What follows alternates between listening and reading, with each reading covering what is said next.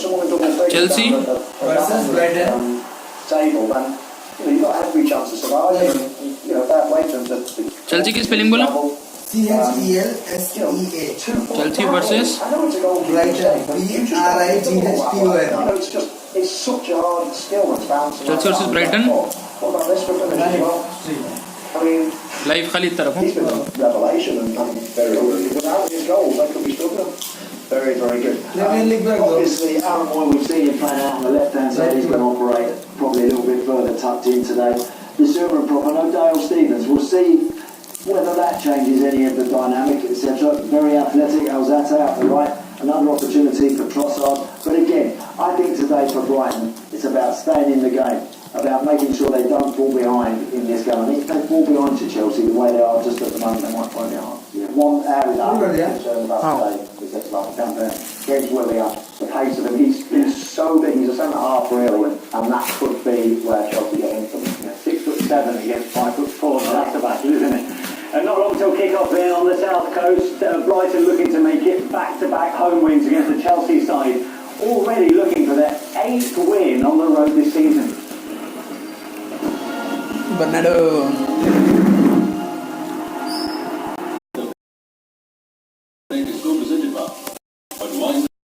Please take.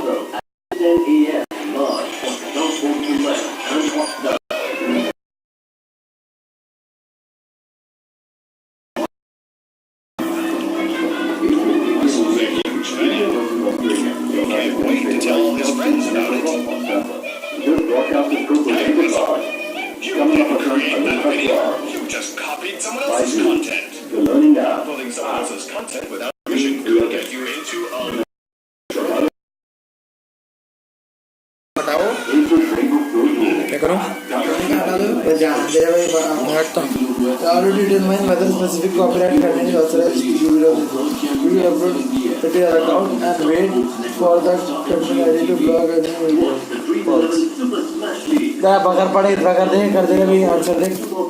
In order to determine whether specific copyrighted content is authorized to be used on YouTube, you should देख लेंगे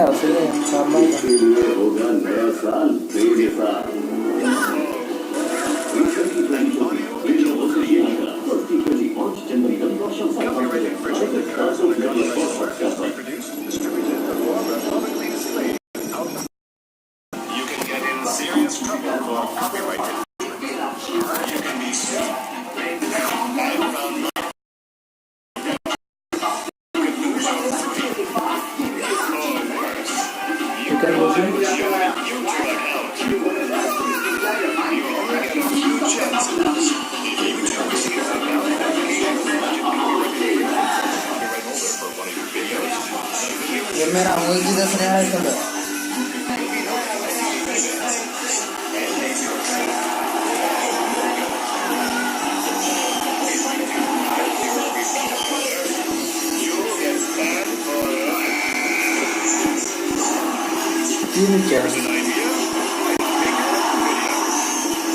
Punjab premiere league का song में तो copyright आता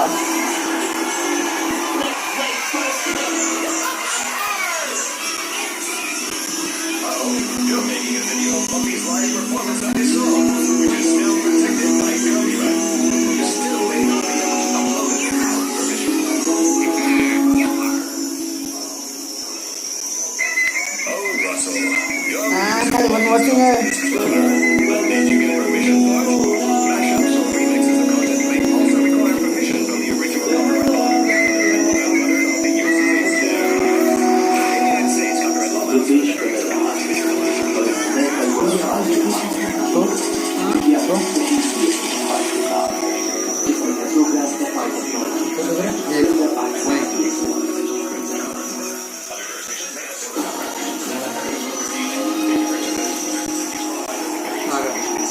We've got a couple kick-off on our first offering here on Matchday Live. We'll give you the goals from Burnley Aston Villa in the half-time of events at the Amex.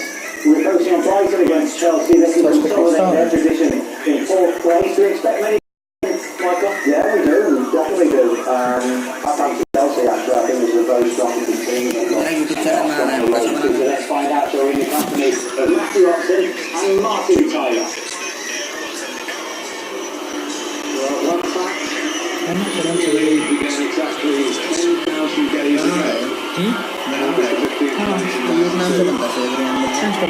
Here we are, perhaps where the trophy was actually presented to the latest winners, Manchester City, on that last day of that day.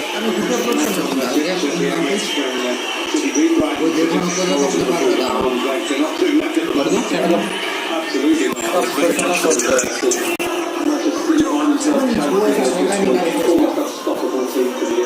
Shoaib. बात से लेके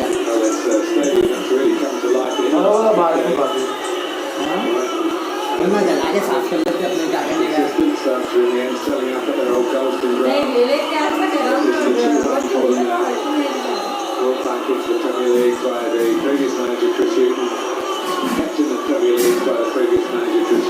नहीं पाजी पूरे वो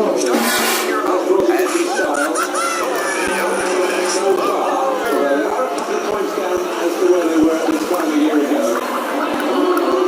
If you're still unsure about graduation, It's part of the Premier League entertainment. But Chelsea are Chelsea.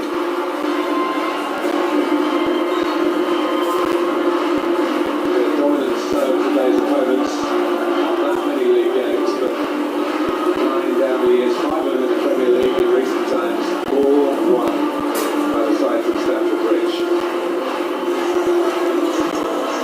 ये video की थोड़ी बहुत काम कर रहे हैं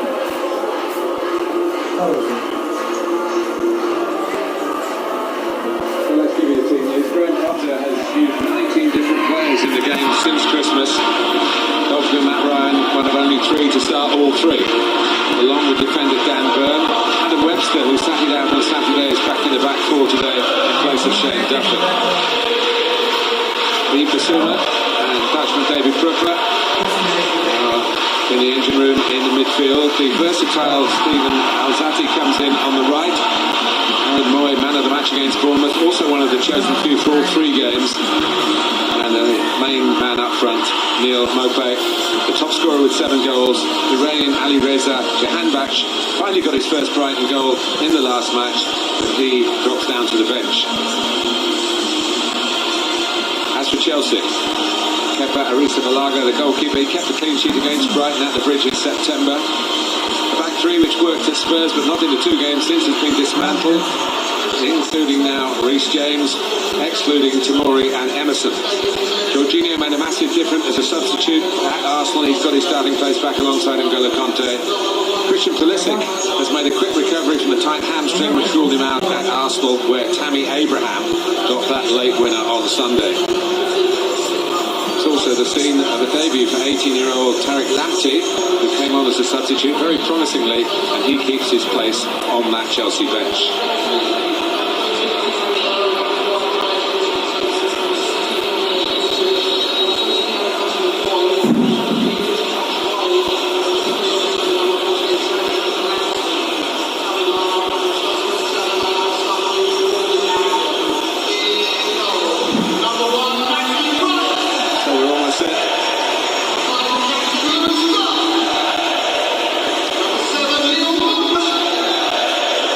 Stepped up from the Championship from London, from not too far away from Chelsea. He was playing for Brentford last season, and another one who's worked his way up through the divisions to be a regular now in the Premier League. Really, for the first time in his career, he had a few games for Fulham a while back as a Premier League player. His height might be valuable, although he won't be in direct opposition to Tammy Abraham. They are 2 giant men in the Premier League.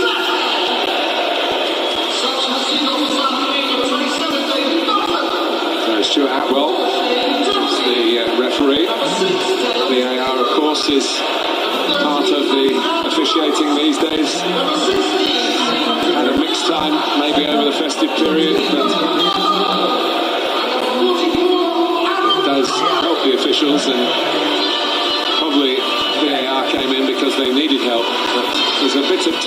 sorting out to do. I don't know what your view is on that, but almost trial in real matches.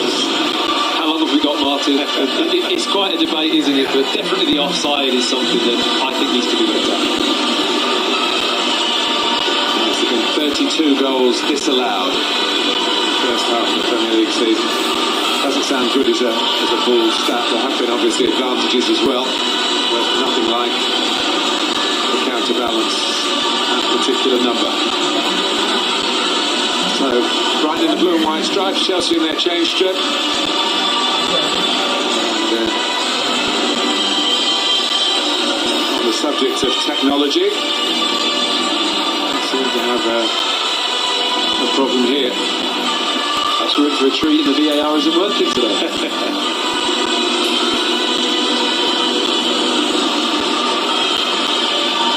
It's been a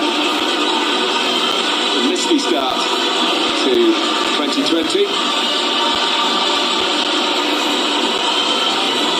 It does look as though there is going to be a little bit of a delay. Well, talking to Frank Lampard. Anyway, we're almost one blast of the whistle away from the New Year's Day football underway here down on the south coast. Chelsea have won 7 of their last 9 away games in the Premier League, including back-to-back victories in North London. Tottenham before Christmas, Arsenal just 3 days ago. Might have had an extra day's rest. At this stage of the season, that might have some bearing later on. Here's Basuma trying to get a foot in. He's not the biggest target man, Neil Maupay, but he's gritty and tenacious, but that just got away from him. And Cesar Azpilicueta playing at left back today. Here's Mason Mount. He's the South Coast boy from just along to the west of Portsmouth. Graham Potter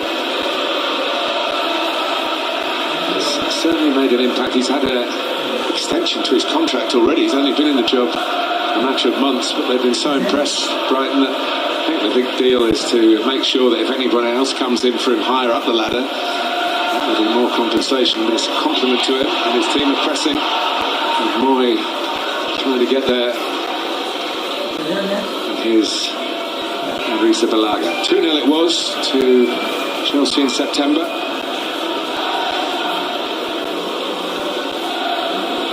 At Stamford Bridge. Reece James. And Abraham might just have timed that run. First and foremost, keeping the ball in play and being able to turn and maybe set something up with a cross, a little shift of the ball in towards Pulisic, and here's Mount to strike it, blocked by Montoya.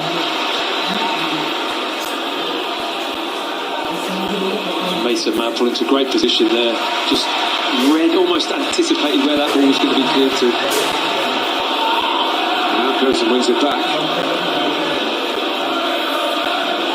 Chelsea won at Spurs by playing extremely well, but they won at Arsenal by staying in the contest when Arsenal under their new manager Mikel Arteta showed a lot of improvement and 1-0 up, and then just about ran out of steam, but Chelsea were helped by a goalkeeping error from Bernd Leno.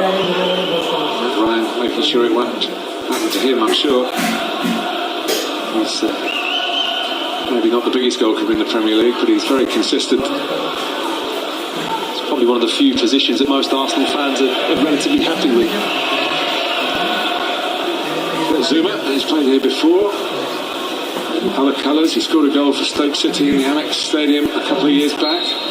And Lampard has stopped him going out on loan this time. He more recently was at Everton. And in the end, Frank was working on Plan C or Plan D in those final stages at the Emirates Stadium. He hoping perhaps managers like their selection to be right, and making those early changes was an admission that it wasn't working. He had the credit and the bravery to be able to alter it very successfully. William cutting in. Here's Prepper. James gets it back. One thing the Brighton fans were saying, someone I spoke to when I came into the ground, at least they haven't got Eden Hazard to face. He's caused some damage here in the past. It's always a bonus, isn't it, when you're facing a team and he's not in it. But been very good this season, Chelsea, in those areas. Mason Mount, it's going to be interesting to see how much influence he has on the game today, with Aaron Moy on the pitch, who's played a very similar role for Brighton in a really good manner. Brighton in the lower half of the table. They've been in pretty much every game they've played. They've been touch of a sword. Has happened in occasionally, it must be said, that has happened in their previous Premier League seasons. To get the throw, some noise, consternation. First time we really look at Brighton's bench today, Martin. They've got some good competition for places, haven't they? Players being left out of the team, Stevens, Duffy, that were really consistent, but such as the competition with under Graham Potter, it's a really healthy thing for the club. Yeah, it was a rarity that Duffy played with Dunk actually on Saturday, as he's not been in the team, the Republic of Ireland international, who's been a bastion of Brighton. Here's Reece James, to strike across it with the outside of his right foot and didn't get it anywhere near how he wanted. It was a strange effort, wasn't it? It looked really good opportunity to begin with. It's a nice ball out from Kant. It's bouncing a bit. He has a nice touch. Just seems to really not make contact. It's a poor strike from James. Burn gets across and he really did scuff that one. And he was trying to bend it into the other corner. Yeah, it looked like it. Here's the tallest left back in Premier League history, Dan Burn, 6'7". It's not the worst ball either. They're looking for more. First chance to shoot. In the end, and Alzate did let fly. Took a deflection and just took it past Balaga's right-hand post. Yeah, it's a nice little dink over the top from Burn. Moleplay, always the winning runner. Just feel that Zate missed his opportunity to make the most of this, but got a decent strike off in the end.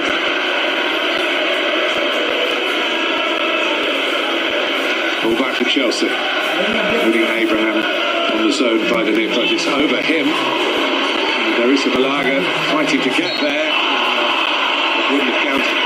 Could hardly been skied higher by Prepper, but referee's given the foul. I think it's a weakness in Chelsea's set piece defending. It's going to be under stress today, but not much contact in there. But everyone genuinely going for the ball, eyes on the ball. Didn't matter in the end because Prepper put it into the seats at the back of the stand, but it wasn't much of a foul, I must say. One or two goals recently have been allowed with challenges on the goalkeeper.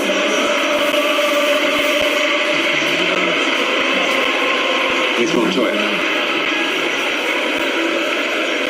Webster has just given a breather. He's done well since his move from Bristol City, and he's scored.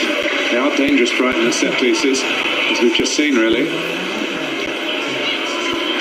He's scored 3 times in a short Brighton career. Alzate is still looking to open his account. He's a player who's worked his way up. He's a London lad, but he plays for Colombia through his family heritage. And when I say he plays, he's been in the last 2 international teams. So it's been an amazing 2019 for him. See what 2020 brings. He can go into it with plenty of optimism, as can Brighton and Hove Albion. And Chelsea, who facing a transfer window which opens tomorrow, in which they can buy players. Obviously that embargo only recently lifted, and one wondered what effect that decision would have on the mentality of the youngsters who got into the team because they couldn't buy anybody in the summer, like Reece James. But the results have been reasonably consistent, especially away from home. They have really struggled over the New Year for Chelsea.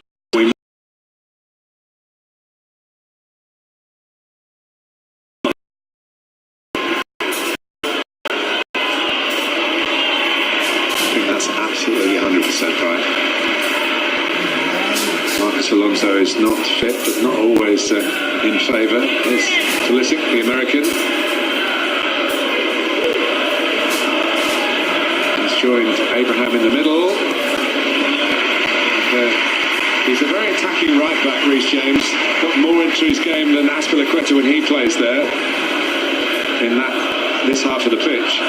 He's already asking the question of Dan Burn, isn't he? He's got to get his distances right, Burn. He's a little bit in between. There's too much ground to cover to get out to put pressure on James. Headed back by Zuma, and it's a tap-in the end for Azpilicueta. And Chelsea start well against Brighton yet again. The goal will be reviewed. Frank Lampard, who's all the managers, they wait now, the players wait.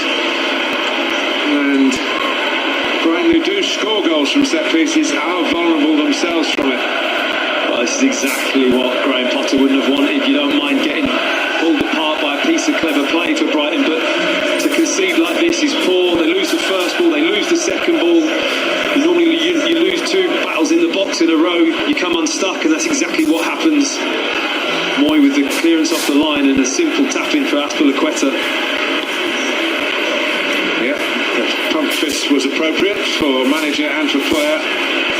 The goal stands. It's that eerie silence, Martin, isn't it? After everyone's the anticipation of something wrong with VAR. Yes, and the supporters making their views quite plain in certain grounds, not everywhere. But it's when the players get involved and can't celebrate that I think we're losing something. It's not so easy for a commentator either, but the truth is it's our job to shout goal and wait to be proved wrong, you know? Absolutely. For the players, when you're out there demonstrably happy, and then suddenly, especially if you're the away team, it's taken away from you. It's not taken away from him. It has happened to him this season in the Champions League. And indeed in the Premier League, I seem to remember, home to Liverpool, there was one ruled out from a contentious offside. But that one stands for the Chelsea skipper. And it is the ones that maybe you don't expect to pick up who sometimes come up with a goal. Because Zuma was marked but won his header, Abraham was marked but got his shot in. But no one was near Azpilicueta. You can get away with losing the first one at times. You lose two in a row in the box, it normally ends in trouble, and that's exactly what happened. And Brighton will be so disappointed with that. It's an area of their game that it's normally very strong, they're very combative in the air. But in that instance, they really did switch off. Here's Dunk.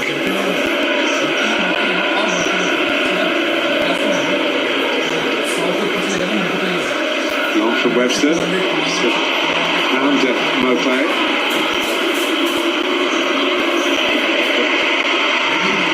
A slight worry for Frank Lampard that Neil Mopay was able to take that without really being challenged from behind by Rudiger.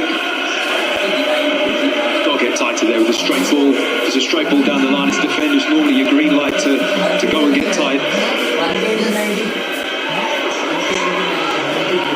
But what has made the Premier League so intriguing this season is there's been plenty of quality, but there's also been a vulnerability about teams as well. Clean sheets have been maybe further between.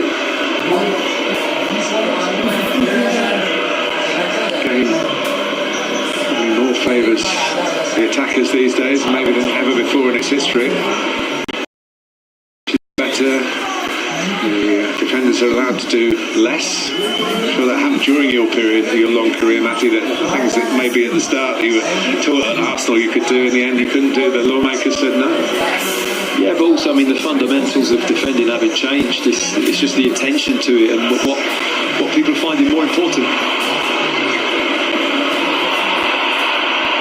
The signal from the assistant. Zuma went down. Brighton happy to go on. Get out by James. Moy going for it. A slightly raised boot. It's out to Montoya. Zuma's still limping, but he's back in position. He's complaining, but it was right under the nose of an official. I didn't see any contact. It almost looked like he put his foot down Zuma and his ankle gave way a little bit. And definitely looks like he's tweaked or stretched his ankle.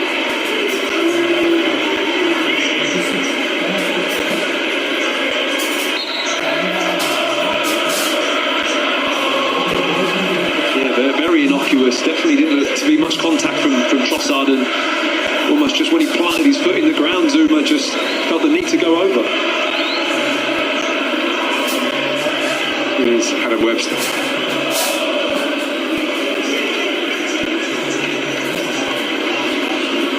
Burn. Target trying to cut it into Mopé. Jorginho is the centre of some controversy on Sunday in that he could, on another day, have been shown a second yellow card when Chelsea were losing 1-0 and then popped up to knock in the equaliser to make it 1-1. Arsenal feeling that maybe he shouldn't have been on the pitch. A few split opinions on that one, isn't it? It is, absolutely.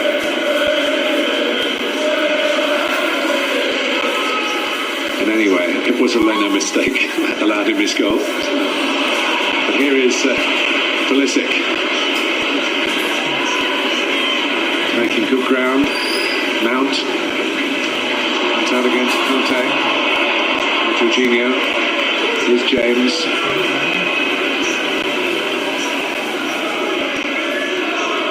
Willian has beautifully waited for James, and they were all going in really for the ball to be slid across rather than anybody on the cutback that James thought might be the appropriate ball. Yeah, he really has been an attacking threat so far in this game, hasn't he? James runs forward. It's a lovely weighted pass from Willian.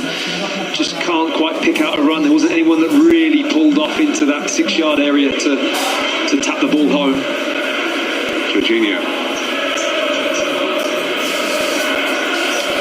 Yes, I guess Reece James is playing because the best left-back option is Azpilicueta. But you might also think that Frank Lampard have put some value on Reece James' attacking skills against a guy who's been playing well at left-back but isn't the most mobile because of his size, Dan Burn. No, absolutely. It might be something that Frank Lampard has identified. Like I say, I think Bernie's pretty light on his feet for how big he is, but definitely when faced up with someone like James or anyone quicker, he's going to find it hard to cope with. This that challenge that saw Willian down and grimacing. The Brazilian goes on. His contract is up in the summer, so the transfer window open. He's now free to talk to clubs outside of England, but he desperately wants to stay. Maybe Chelsea are aware of that and just holding fire. Seems to be playing well, so if that's an incentive, it's working. Here's James. Williams ahead of it, trying to stay on side. Mount's run, quite get there. I'm not sure if Brighton players are really tuned into this game yet. Chelsea are passing out and through them with ease from the back. Need to raise their tempo. It's too easy for Reece James just to get out on that right hand side, and he's got plenty of options with the ball when he gets it.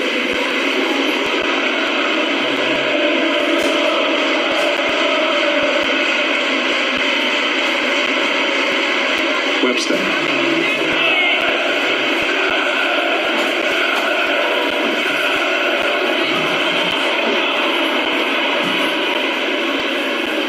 Bissouma. Slightly off balance, the Brighton formation. It looks as though Alzati's supposed to be a third midfield man, but he's not getting across to the right hand side to cut out Reece James's forward movement. Potter with a bit of thinking to do. He's spending a lot of time inside, isn't it? It just seems whenever there's any pressure, which the pressure isn't intense enough to begin with from Brighton, if they're going to go and press in those areas, have to go with a purpose and together. When Chelsea come out, it's all the space in the world for Reece James to run into. The ball. It's like a tall tree being felled here. But competitive.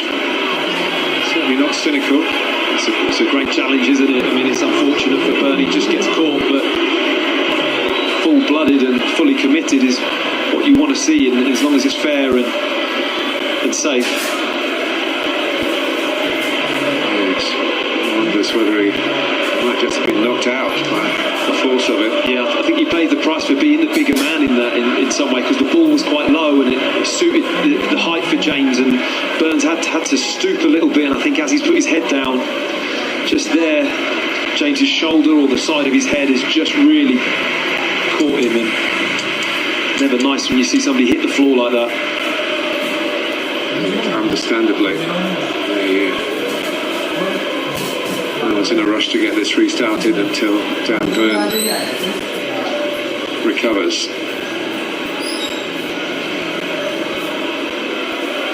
It does give Graham Potter and his coaching staff a moment or two to try and work on maybe something slightly different. Billy Reid alongside him. Graham Potter, of course, faced Frank Lampard last season, Swansea against Derby in the Championship, so they know a little bit about each other's strategies. What he does share with Frank, but slightly different ends of the spectrum, is that they are both ex-Premier League players. Yeah. Frank Lampard's son approaching 700 and Graham Potter 8. Slight imbalance on that one. That's 8 more than most people in the country. So, well, he's gone on quite a unique journey to where he's at, Graham Potter. He has. Hats off to him. He's wanted it, he's pursued it, he thinks outside the box. I like to think he's a manager that will go and do something different. And worked so well for him so far. Yeah, he was good enough to play for England under 21s as a left back. And then played for Southampton 8 times. Oh, that's good to see. We were just starting to worry a little bit with the length of time. Yeah, there will be a concussion protocol here. It's more his arm. Oh, his arm, yeah. It wasn't knocked out, maybe. No, that doesn't look like he'll be able to continue. Bernardo. Yeah, Bernardo getting ready, and he is a left back. Yeah. More orthodox persuasion. Well, Dan Burn played every minute of the season up to this point in the Premier League. He's worked hard coming up in the North East and lower division football to get to where he is today, and that's a great shame that it's going to be taken from him, at least for the rest of the day and maybe for some games in January. He really is a success story, Dan Burn. He's done so well to come from where he is and to play left back at his size. It just shows you how good his feet are and how versatile he is. So Bernardo, who's also had a mixed season with injury, actually started at Spurs when they played 3 at the back, and he played as a wing back, the left wing back in that game. But he faced Chelsea home and away last season. And certainly capable to come on and play the left back role his way, which will be different to that Burns way. Well, let's hope he's ready. He's had plenty of time to get himself ready. I'd like to see players not ready to come on when there's been such a long delay like that. He needs to quickly switch into game mode.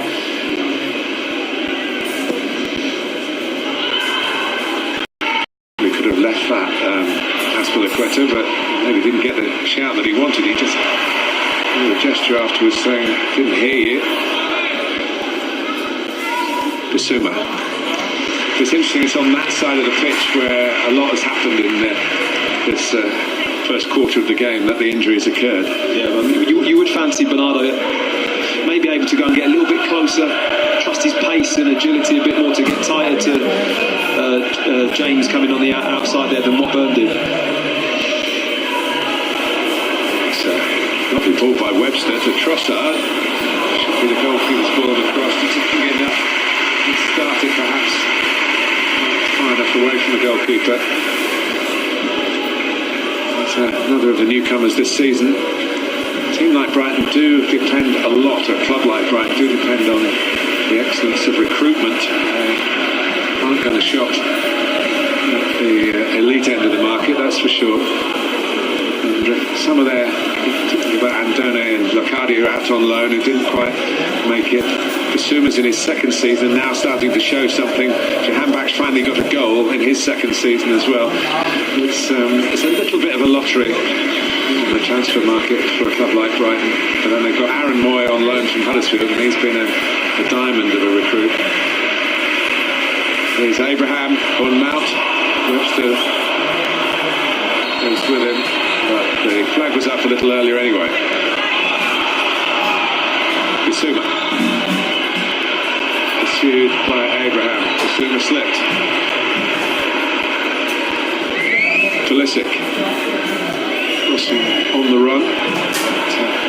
This time James, who probably surprised to find himself a bit off the pace there. But take that kind of gamble, and when you've got N'Golo Conte filling in gaps behind you, you can do it. James again, Jorginho.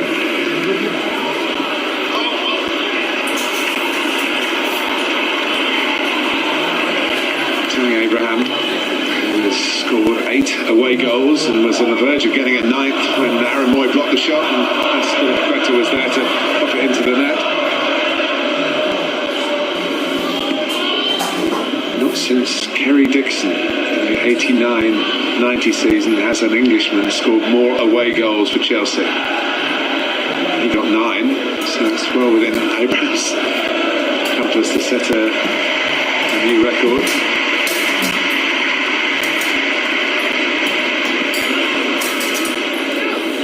Jorginho. Pulisic went infield to take Montoya with him. Quetta couldn't make the most of the space.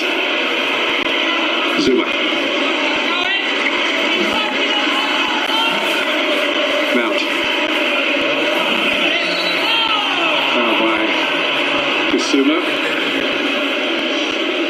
A yard off it at the moment. Brighton just can't quite get close enough to Chelsea. Moving the ball away around nice. The pitch is quick. It's got a bit of a really slick, greasy surface. I've seen Bissouma lose his feet a couple of times, but they've got to step up the tempo and manage the distances better. Try and put a bit more pressure on Chelsea in possession. Jorginho. Now Mount. Abraham far post coming into the middle, but put it too close to Matt Ryan. Yeah, Brighton, they're a bit like Chelsea were in the first half at Arsenal, but just not out of second gear, really. Despite the fact that they've fed it in a few times to Mopé. Nothing has come off a striker. Just wonder whether he would be more effective with a big player up front, but Glenn Murray's out of favour. He's not even on their team sheet today. And I guess the transfer rumours down here are that they do need another forward, right? You would have to say so. I mean, Connolly's come into the team and squad and done a different job. He's very much a willing runner, and he would be interested today just to run the channels and to be that threat in behind. He will put the players at the back four under pressure and work hard, but they definitely need maybe more of a focal point up front.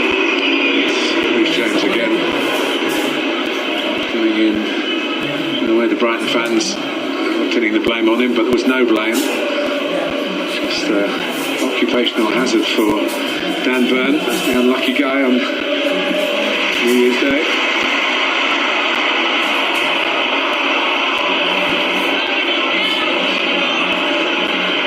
And Abraham has got it again. This time from Prepper. Can play Willian in here, or go for goal himself. That's what he was trying to do. Willian raises his arms skywards and looks back over his shoulder as if to say, you made the wrong choice, mate. Well, shocking play here from Montoya. Just the crispness of the passing. Pay more attention to details. An important pass. But I understand it's just great defending from Dunk here for me. He literally says to Abraham, I'll let you make that pass. Go on. He almost wants him to play it. It's the lesser of the two options and forces Tammy into a shot in the end.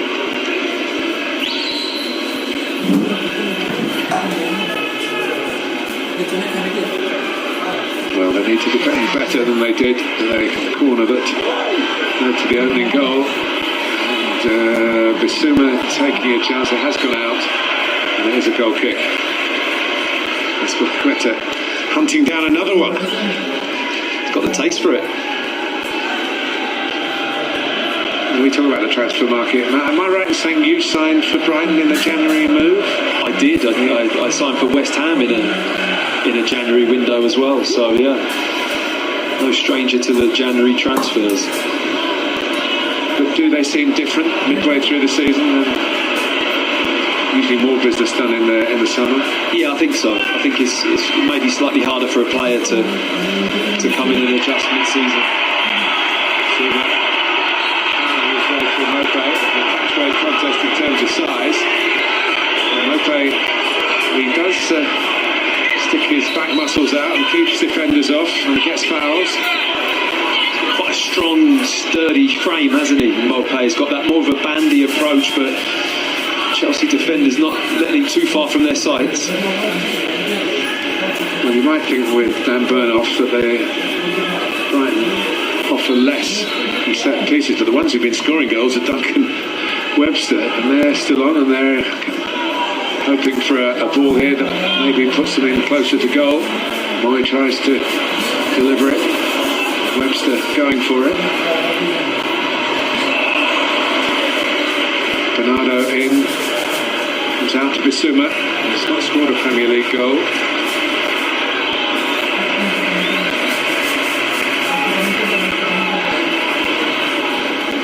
Brighton. His passing is very good, as most goalkeepers are that way at depth these days. It's Montoya again. He's going, well, hang on, there's no one for me to give it to, but he's got to do better than that. It's 2 in a couple of minutes. It's sloppy, isn't it, from Montoya? He's got to put some detail and some urgency into your pass, and it's all too loose and too slow at the moment for Brighton.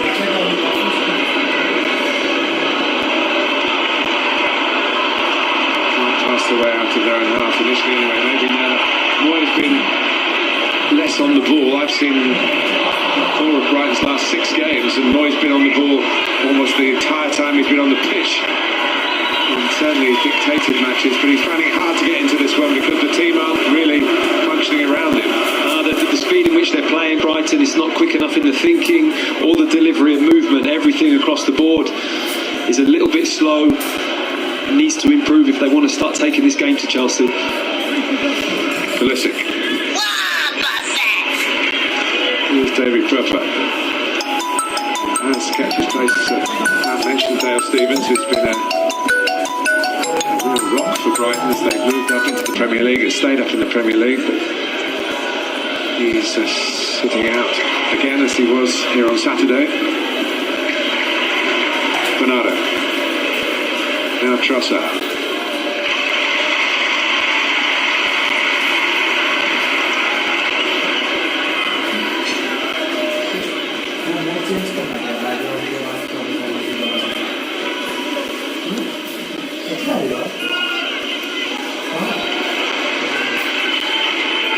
Zate, who filled all sorts of positions for Graham Potter. That's why he's blossomed so far in the Premier League this season. Jorginho. Chelsea didn't play their way out of that corner.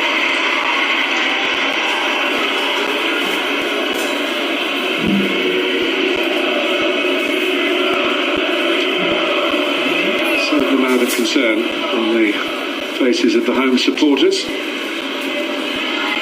Some of that might be the recovery from New Year's Eve revelries. Partly, and maybe mostly, in the context of where they are now, because their team has been a little bit less than anticipated. Certainly he would have hoped for more. You just wonder also the factors, physicality. They've had the extra day to recover from Chelsea playing on Sunday. I do think as a player you have more of a responsibility on New Year's Day to maybe try and lift the supporters. Like I say, everyone's had a bit of a late night, maybe. That's a really interesting point. Yeah, I've never heard anyone say that. Well said. We think of everyone else all the time.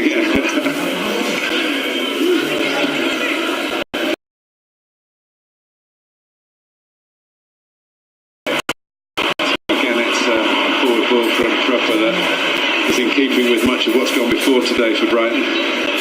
In comparison to their performance against Bournemouth on Saturday, it's night and day, isn't it, in terms of the urgency and the quality of the passing. Of course, one factor that meant so much, I think, looking back on that game on Saturday, was that Brighton scored in the 3rd minute their earliest ever Premier League goal. And it was an emotional goal for Alireza Shahan-Baksh. It lifted everybody.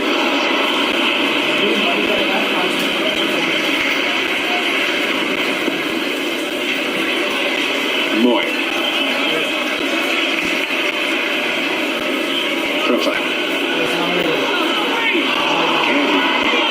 Misplaced pass. fairness to him, there's not a lot of movement off the ball, is there? I mean, the people are very static. Seen it with Montoya a couple of times out here. It's always easy to look at the player making a mistake with the ball, but his teammates have a responsibility to help. Here is Montoya. That's better. Montoya gives a thumbs up to it. It nearly reached him. To Suma to play it. Rudiger said something. Trying to look like about the centre-backs union, Matt. I think Rudiger expected him to read the flight of the ball and maybe let it go out for a goal kick.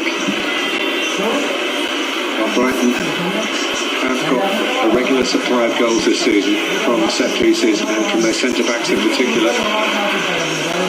Back in by Alzate. Well, didn't look favourite to get there. Adrisa Balaga, but the damage is only a corner to Chelsea. Azpilicueta was brave in the end. I think Morpay read the situation and didn't fancy getting smashed by the goalkeeper and stepped away, but it's an important header from the defender. Webster scored 3 Premier League goals. They've all been away. He'd love to get one here. It's over him. Rudiger gets to it, not decisively. Basuma. Good tracking. Christian Pulisic. He's got a clever play with the ball, Basuma. He's not shy in doing what you might describe as a difficult thing. Not going to do the routine thing from the corner. It's been left to Moy, as per the training ground.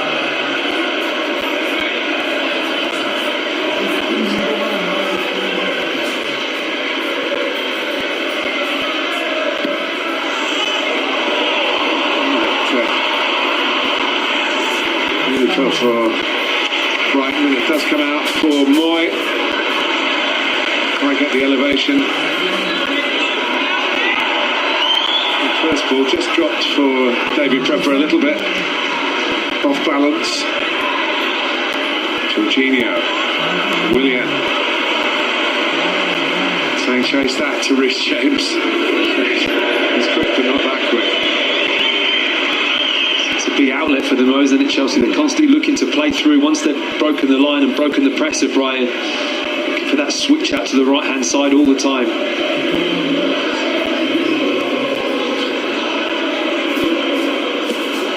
Just wonder where Chelsea would be if they'd had any sort of home form. Absolutely, they'd be right up in the mix, wouldn't they? Probably with a little bit more distance between them and 5th and 6th. Prepper. They've lost at home to the likes of West Ham and Southampton and Bournemouth.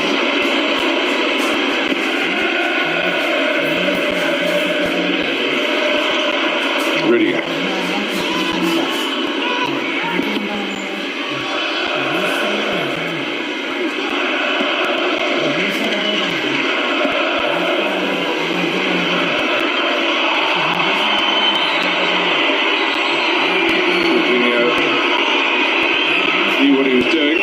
To say might be escaping a yellow card again. Brighton fans aren't happy with this. Does well to escape it, doesn't he? I mean, it's a brilliant pass from Matt Ryan just to break the lines as a goalkeeper there. It's a real brave pass into midfield, but came off. He was lucky to get away with that, Jorginho. Of course, had he gone off on Sunday, he wouldn't have been playing today. He's already got 8 yellow cards. He's served the ban for 5. Past the amnesty's in place for a 5th yellow card now, but 10 is the next one, and you get 2 games for that. It's more of an indicator of his weakness out of possession for me than anything. He just doesn't strike me as a malicious player. It's just he arrives late, doesn't he? His ability to cover the ground and get there first. And he was asked after the game on Sunday about the 2nd yellow card, in quotes. He said, "Oh no, it's a man's game." Which I think was a good grasp of the vernacular for a foreign player. I thought it was a Graham Souness comment, wasn't it?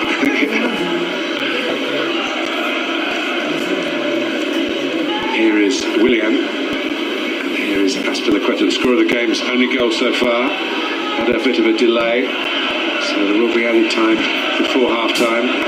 Loss for Brighton of their left-back, Dan Burn.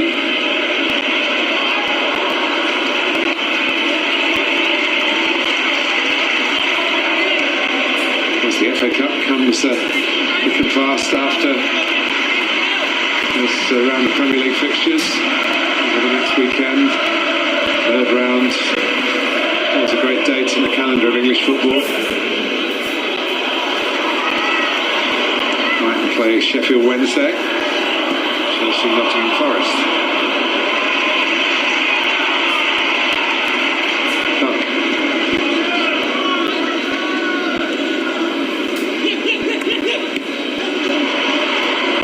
Bernardo.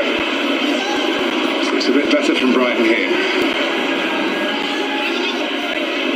Trossard. Bernardo. Not a lot of height in the middle. There's no Tammy Abraham's physique. Reluctant to put the ball in the box, Brighton, aren't they? Because of that, I guess. If they can make openings, though, Mopé is a very good finisher.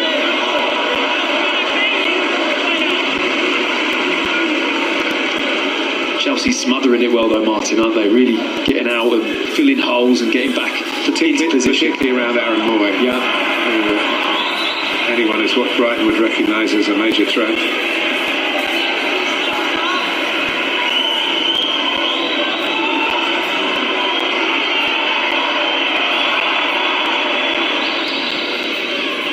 Pulisic. A very good spell, including getting a Premier League hat-trick. Perfect hat-trick too. Right foot and a header.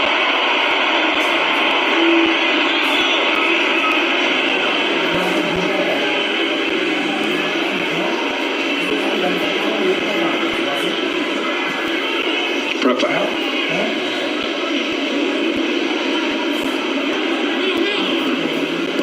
Amazingly, Frank Lampard never played in his long career against Brighton.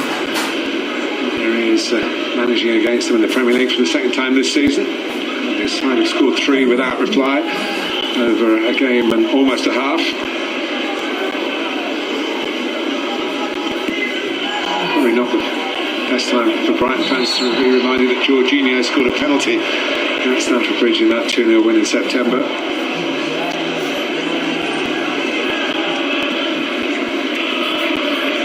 Given away by Mount. Proper. It's almost as if Brighton are relying on Chelsea errors rather than imposing their own football on this first half. But when it does turn over there, Marty, you want Brighton to go forwards quickly sometimes. You know, Chelsea are giving the ball away. They're a little bit stretched. They're set up to be in possession. The turnover is going sideways and backwards every time with Brighton. You just feel that every now and then they've just got to hit them quickly and ask the question.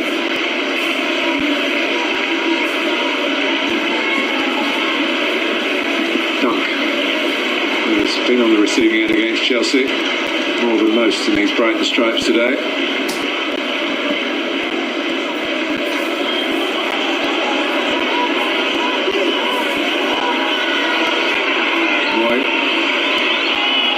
Dunk has played in all 5 of the Premier League previous meetings, all of which Chelsea have won. I would say Brighton have lost. Pulisic. From the challenge that the referee had a look at. There were no complaints from the player who lost the ball. Mopé. The Suma's in the middle. Be a great time for Brighton to hit back here. Mopé. Trossard. Knocked away. For Montoya. That's better from the Seagulls. Bit of intensity, wasn't there? Bit of speed on attack. All in behind. Exactly what defenders don't want. Rudiger's furious that Zuma dropped so deep so early with the Basuma run. He played everyone on side. It's a nice sit back and it's a good save. Just a shame Montoya can't keep the rebound down, but at least Azpilicueta and the Chelsea back four have been asked a question. And Chelsea have scored plenty of goals away, but they've conceded plenty of goals too.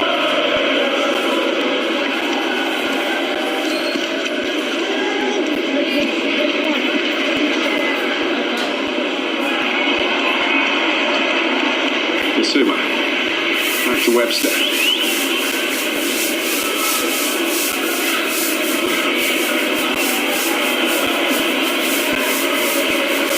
Montoya forward again, still going. put away. Neither Montoya nor Mopé absolutely backing their left feet. It's one thing you know about Mopé, when he gets in that situation, he's not going to pass it. He will shoot regardless, whether it's on or not. He will have a go. He lives and breathes goals. He hasn't been in English football that long, but he scored 48 goals in the English game. 7 of them for Brighton in the Premier League. It's Montoya. It's best spell for Brighton, and it's a bit overdue, to be honest. Trossard. Away by Rudiger.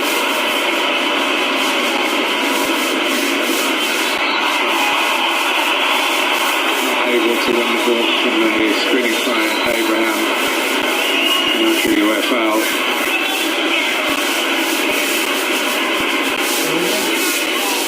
William. I wonder Chelsea have just stepped off the gas a little bit. Well, Brighton have finally found their New Year's Day legs. It's just been a little shift, a little turn of the tide here down by the coast. I think it's more of the latter, Martin. I think Brighton have all of a sudden decided to Take a risk or be a two. bit more direct. Play ball in behind, run, chase. Zuma.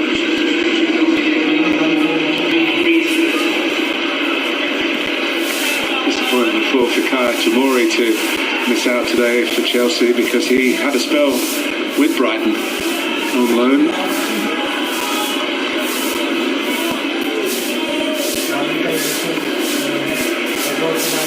Pulisic, we were told, was damaged doing that extra running that players who don't get on the pitch, subs not used, we call them, after the game usually taken out by the fitness guys onto the pitch to do some leg work. He felt an injury and he wasn't fit for Chelsea on Sunday, but he's certainly playing his part here today.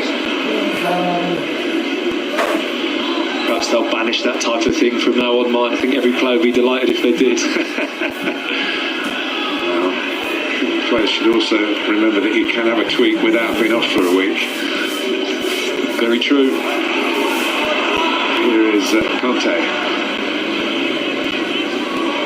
Pulisic. Nothing wrong with the hamstrings as he let fly there. Just opened up for him, didn't he? Shifted it onto his left foot. Ball was always just bending away from the far post. Nice strike. He's actually Chelsea's second highest scorer in all competitions behind Abraham.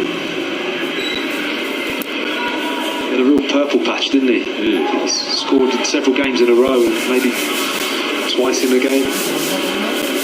Oh, he got that hat-trick, didn't he? That's right. Yeah. That's Burnley, I believe.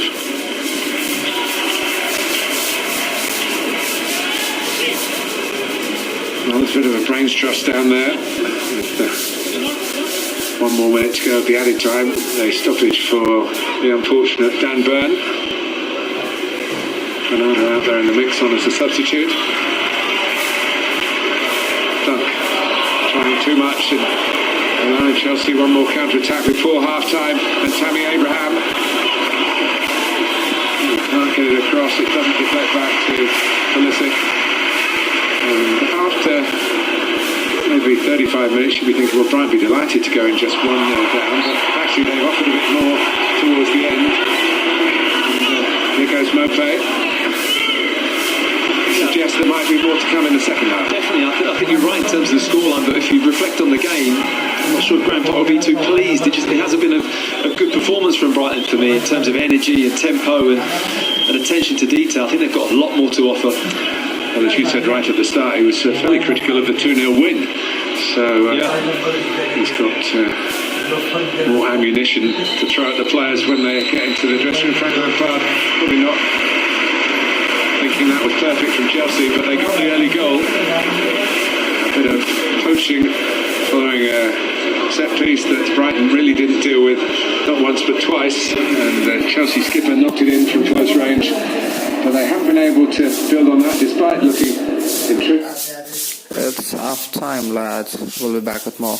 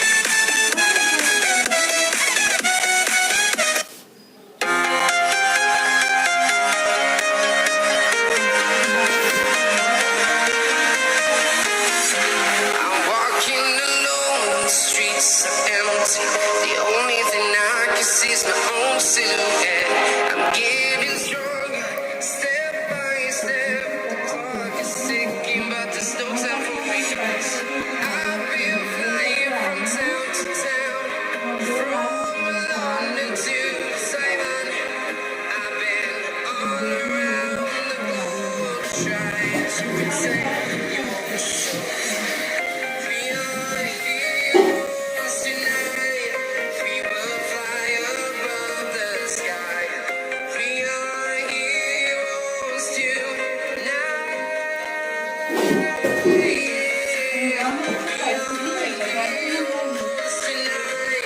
छोकरा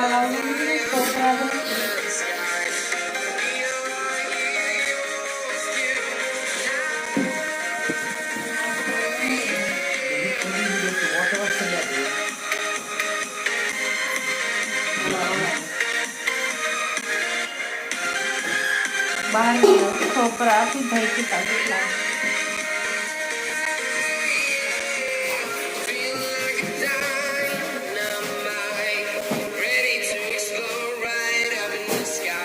खोल के ऐसे निकल के ले जाओ चाबी का कूलर की मोटर और फैन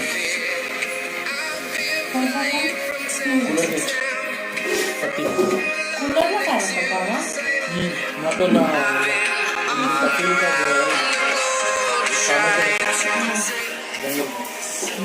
कूलर में जंगल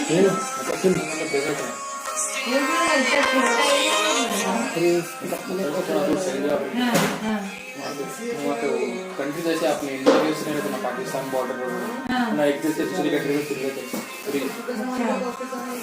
दूसरी कंट्री को लगते कुछ वहाँ पे फार्म हाउस उसका गर्मी बहुत होती है तो वहाँ पे बना कूलर कोई खर्च कैसे नहीं लगा नहीं मतलब अभी पेंट हाउस के ऐसा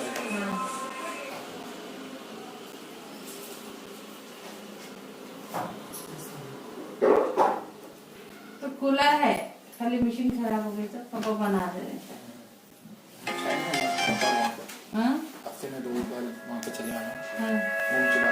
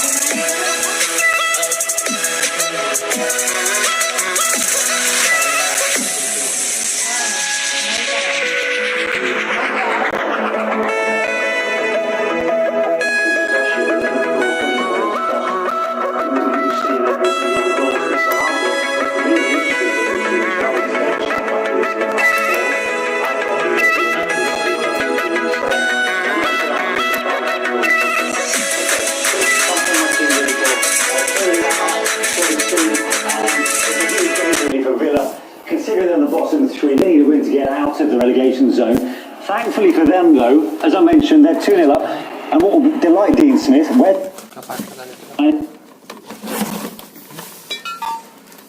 all, Andy. He did indeed, yeah. Great goal from Jackery. Look, this is a massive game for Villa, not an easy one. So that's a brilliant first 45 minutes for Villa. It could have been and should have been 3. Okay, so it's all going Villa's way at the minute. That's at the game at Turf Moor. In our feature game at the Amex, Chelsea have got themselves a slender lead. They're closing the gap on Manchester City as things stand.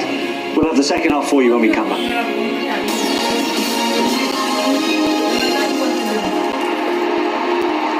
Scooter भी ठीक ठाक चल ही रहे थे, यहाँ जरूरत थी ये रॉकेट बनाने की।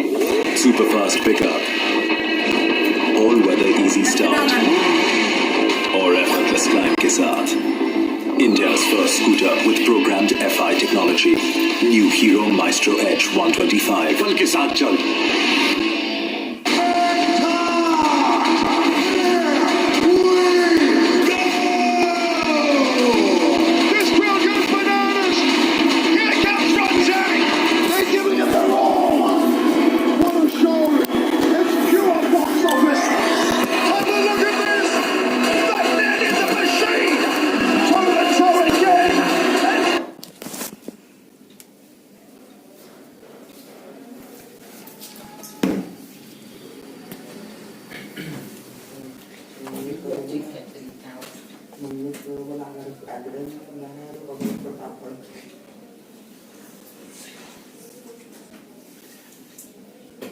वहाँ लेके जाके रखो बोल के नहीं बोला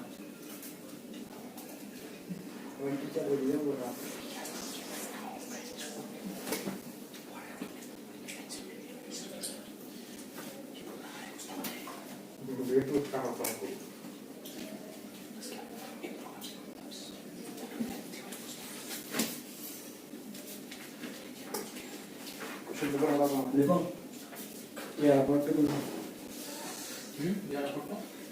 The match is about to start.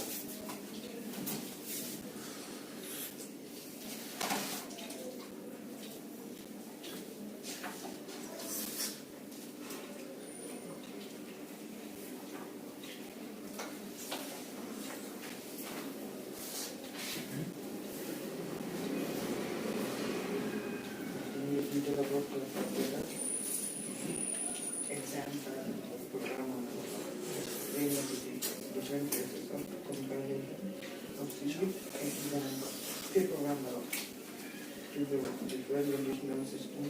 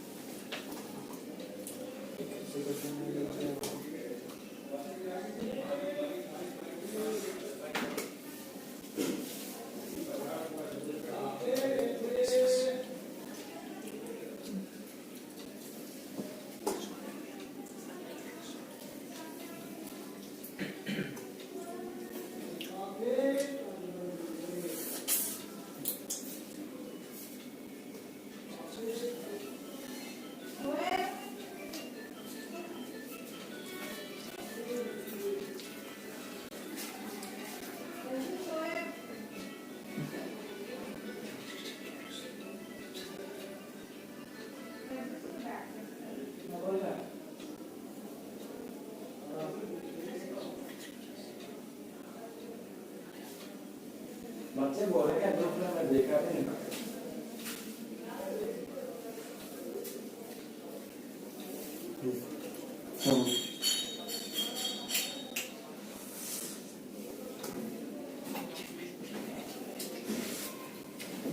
अब नहीं वीक में 2 घंटे बहुत जल्दी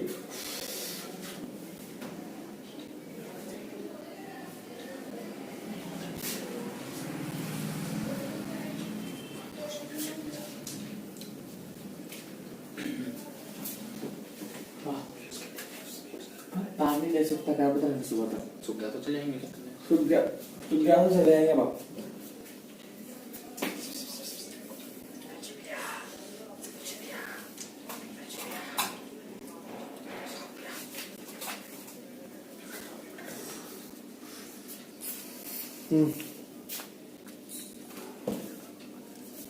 Chelsea with that 1-0 lead away to Brighton, second half pending from the Amex. Villa 2-0 up and they need that. They started the day in the bottom 3 of the day's other big games. Defending champions Manchester City against Everton and Arsenal against Manchester United. They're about to start the second half. We're hearing that Brighton are set to make a change as well. It looks like Bissouma's gone off for Aaron Connolly, an attacking change, Andy. Yeah, lots of energy, Aaron Connolly. Him and Mope, when they're together, they won't stop running, so they'll give everything they can to try and get back in it. Yeah, home form has been the one thing really that's let Brighton down, particularly in 2019. They certainly wouldn't like to start the new year on a losing note in front of their own fans. So can they turn things around? Back to Matthew Upton and Martin Tyler. Brighton about to start the second half, and they've involved a second striker in Aaron Connolly on for the midfield man Bissouma.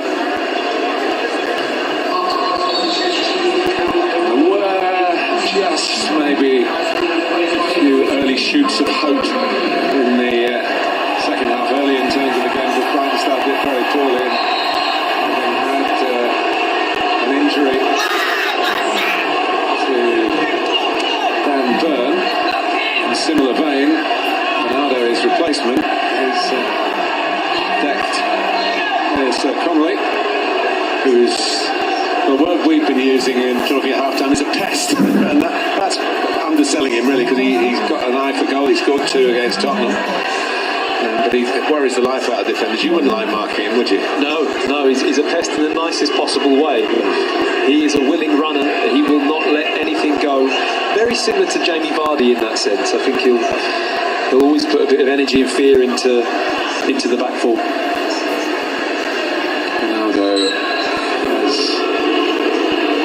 his feet. And he's got the signal to come back on again as Abraham tries to flick it on.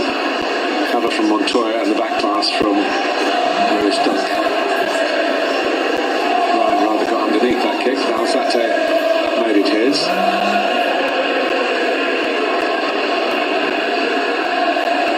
William.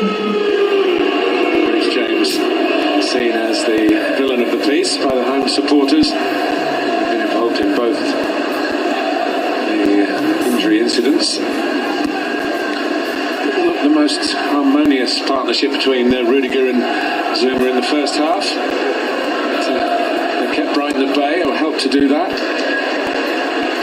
There was that late shot from Trossard that Marisa Balaga parried away. Montoya couldn't come onto the rebound with any conviction. Here he is. Part of 3 La Liga winning titles for Barcelona early in his career. Never really fully established. He went to Valencia.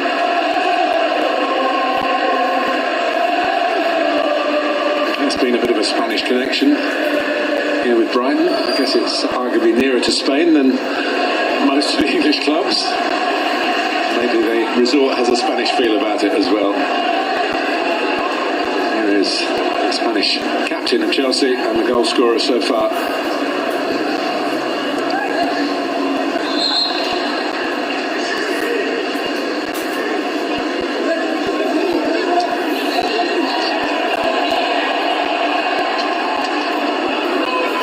Well, Tony Bloom at the top of the pyramid here.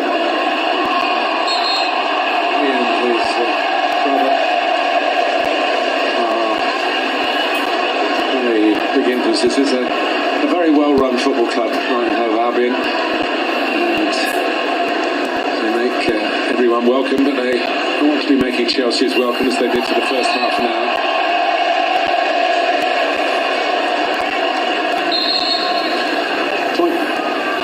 Made these days, Matt. Getting one goal maybe isn't the hardest part of a Premier League football match, but getting the second goal can be long and tough. They had to wait when Brighton won 2-0. They were on Saturday, had to wait a long time between the 2 goals, over 75 minutes. Definitely. I mean, there's always different ways in which you go about winning the match, but certainly to go 1-0 up, especially quite early, you know, you've almost got to follow it up with another strike to really seal it. Otherwise, the game can change very quickly. Chelsea to make sure what happened to Arsenal, what they inflicted on Arsenal on Sunday, doesn't happen to them here. Incidentally, they were the first team to beat Arsenal in a Premier League game at the Emirates, having trailed at half-time for 9 years. So it was quite a feat.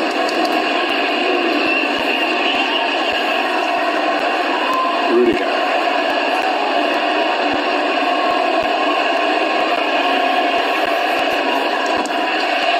That's the best. That's what he's all about, you know, his body shape. He wants to go and press that ball, but Brighton looking to get a little bit higher up the pitch and start to challenge Chelsea in those areas. Even a little thing like that can lift absolute spectators and lift his teammates as well. Aaron Connolly, who was in the team and then had an injury leading up to the Christmas period, wants to re-establish himself. Going for this one might help.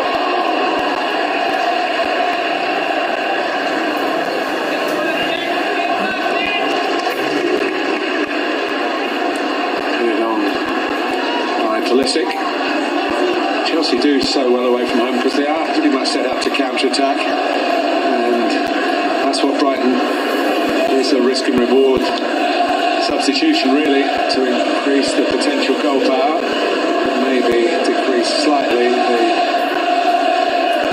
solidity when they don't have the ball. They're going to some Proper and Alzate now in their central midfield roles. Here goes Rudiger. A strange ball. Aspilicueta did find a man. It will go down in the stats as a completed pass. Good touch by Abraham. That's not completed, and Bernardo ducking in to clear.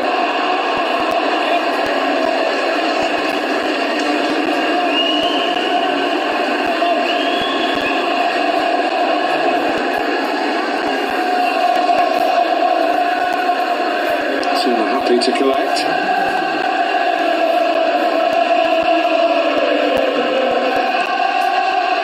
Jorginho. Crowd trying to play their part. We're well into the afternoon now. I think they're just about recovering. Starting to get in the swing of it.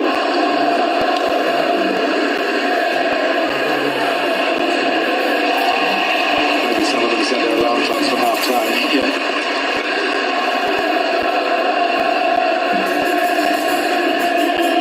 For the hopes of Brighton and Hove Albion, it's a little bit of waking up that the team need to do as well. Nil is never conclusive, not in the Premier League, until the final whistle goes. And here's N'Golo Kante looking to try and make it 2-0 with the score of the first goal. Kante, let's go back to Azpilicueta again, one for Pulisic to fight for, and we consulted his assistant, and between them they come up with goal kick. Really making most of that opportunity. Lampard doesn't look too happy there. I can see why. It's a great opportunity. Kante, just for me, slightly overhits that pass, forces Azpilicueta wide, and it just gives Brighton an opportunity to get bodies in, smother the ball. And it's a hopeful chip to the back post, and nothing's ever really going to come of that. William. Mount.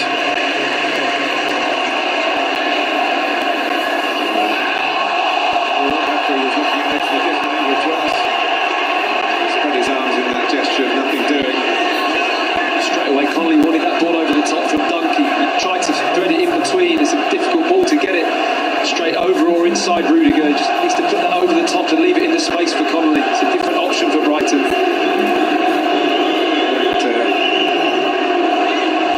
Just be as Mount plays it through. Change to open up the game, and there's the shot from Pulisic, because there is more room for Chelsea now. It's basically 4-4-2 for Graham Potter. Mope's trying to maybe just play a little bit deeper off Connolly. And the four more on the right, Trossard on the left, and two in the middle. Might be a bit easier for Chelsea to pick their route towards Ryan's goal. That's the balance. That's what managers have to weigh up. Absolutely, and I think I understand the risk that Graham Potter's took.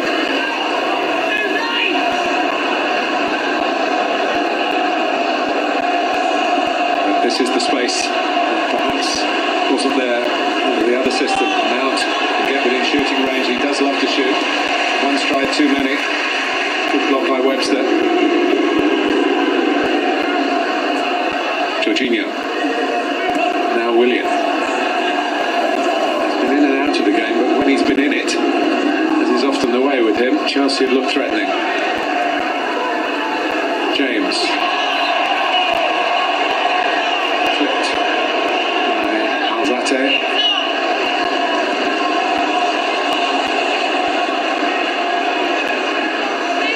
the shots on here. Often the way, isn't it? Pulisic, you come in on your stronger right foot and you sort of overcompensate. They like to bend to the far corner, but when you drive it, you tend to, what would the golfers say, hook it a bit? He's dragged it. I would say it's a drag, and he's tried to be a little bit clever there in the shape up to hit the far post, but pull it into the near post. And I think maybe that option, just go for the more predictable one, but strike it cleanly. You've got a chance of scoring. There's a more open feel to the game already in this second half.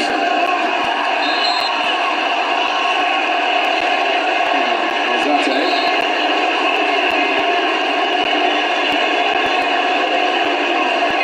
the most part, Stuart Atwell's kept his cards to himself. Like just a collision, wasn't it? I think he's just caught Reece James in the mix again. Seems to be inflicting damage on all the Brighton players, not getting a very pleasant reception at the moment from the home support. Trossard. Mope back for Trossard again. Fleetingly the gap was there, but only for a millisecond.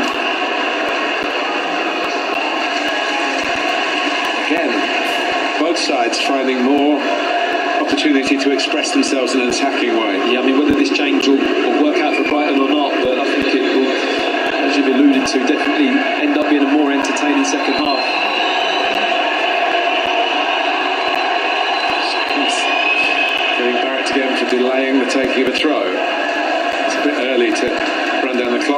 Spurs are cute, and probably when you're 1-0 up away from home, take as long as the referee will allow you. So I'm not concerned about getting the Brighton fans on board. Dunk has definitely got them on board. Forward by James. And ball by Conte, no. Brighton were appealing for it. And there might be a factor here in that Mason Mount in the end passed it for Asper to cut it back towards Pulisic. Oh, and that could have taken a deflection. It was a difficult ball to strike from N'Golo Conte, but the goals that he does get are usually from that kind of edge of the penalty area. They're not always clean strikes either. They can very easily bobble in like that. Here's Trossard in the header of James. That was a very important header for Chelsea by Kurt Zouma.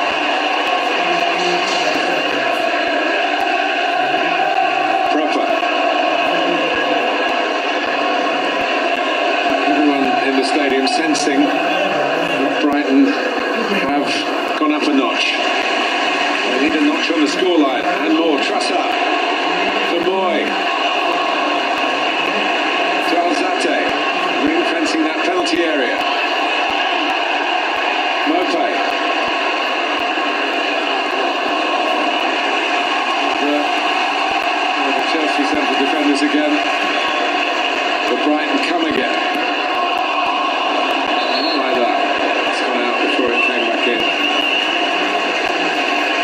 He is much more pleased, and he did the words at half-time, one suspects. I fully suspect that it's far better for Brighton, isn't it? A couple of really sharp passes in and around that 18-yard box there. One from Proper, especially first time. Rattled it into Mopé, tested his touch, broken line. Exactly what Brighton need to be doing to get on the score sheet today.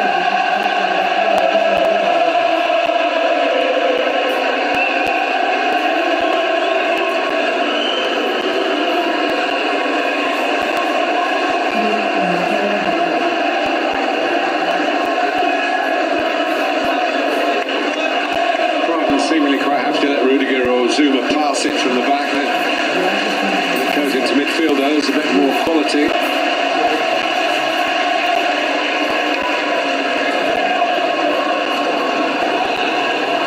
Alzate.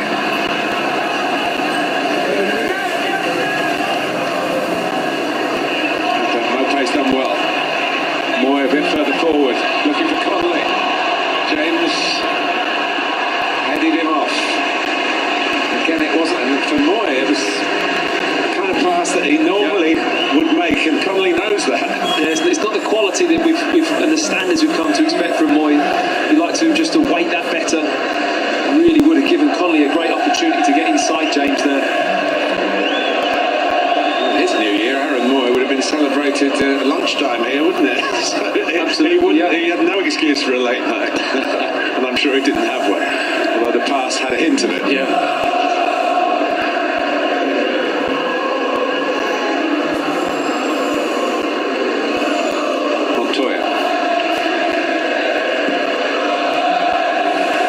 Ryan not able to find his international and club teammate.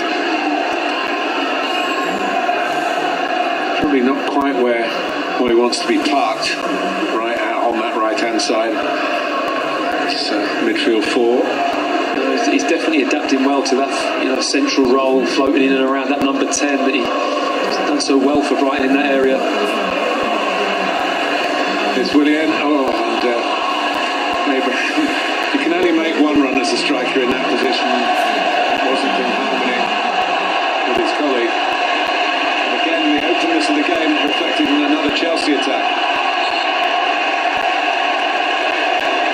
Rudiger. He's complaining to the officials as much as a bit of a complaint that Chelsea not making more of the ball further forward. He gets the throw. The next goal is absolutely vital. Oh, it's huge. It's huge. Obviously, a goal for Brighton would completely lift this stadium and really bring them back into the mix of this game. And a second for Chelsea would be a tough blow for them. But just looking at Rudiger there, he's had a couple of those little outbursts there, isn't he? Once at Zouma, and then it looked to be aimed towards somebody or the referees. He's definitely looking up for this game.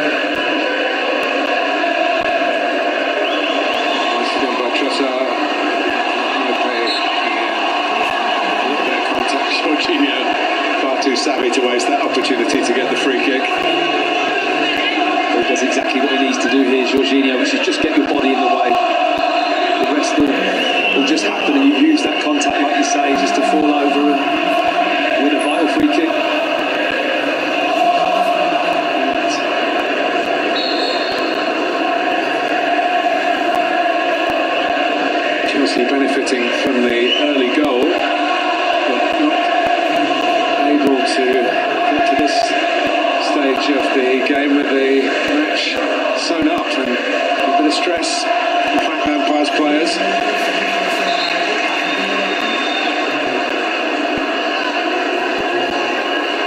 There is action on the Chelsea bench. Callum Hudson-Odoi ready and fit for purpose.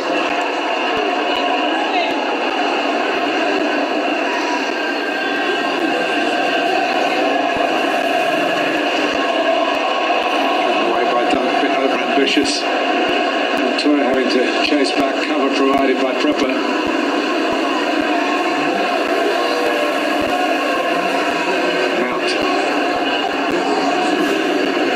Jorginho, James,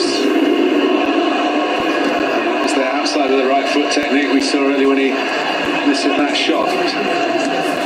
Those in the middle would have liked the cross to come in earlier. Jorginho's caught out, and again the pass not quite measured for Brighton, but they're having more and more opportunities to do just that. It was Mopé looking for Connolly. Didn't need to pass it so early, Martin, did he? I thought once he'd got the wrong side of Jorginho, drive and then draw a defender towards you, commit somebody and then pass. Willian. Ball has got Pulisic into the penalty area. Tries to squeeze it in, parried by Ryan, comes back to Pulisic again. Abraham fighting for it. Cross for Conte. James with the shot. Ryan was diving. Corner kick. A good block from Alzate in the end. Managed to get out and get his body in the way. It's a bit of a goalmouth scramble. Dunk does well here against Abraham. Alzate turns his back but gets in the right place. That would have really flattened the Brighton fans if Reece James had scored the second goal. Willian to take the corner. Pulisic, we hear, is coming off for Hudson-Odoi. Very nearly got himself a goal at the end of his stint. Might have kept him on. Willian takes. Ronaldo heads out. Pulisic trying to put it back in. Chelsea are going to make the change. There it is. Pulisic comes off. Surprise inclusion only on the fitness level, really. Hadn't been in the team before that. Feeling his way into his first Premier League season. One that they could bring in because the deal was done from Borussia Dortmund in the previous window and he was loaned back to Germany. And here comes Callum Hudson-Odoi. Actually made his first Premier League start at home to Brighton back in April, just before he picked up that Achilles tendon injury that wrecked any chance he had of being involved with England in the summer. Here he is.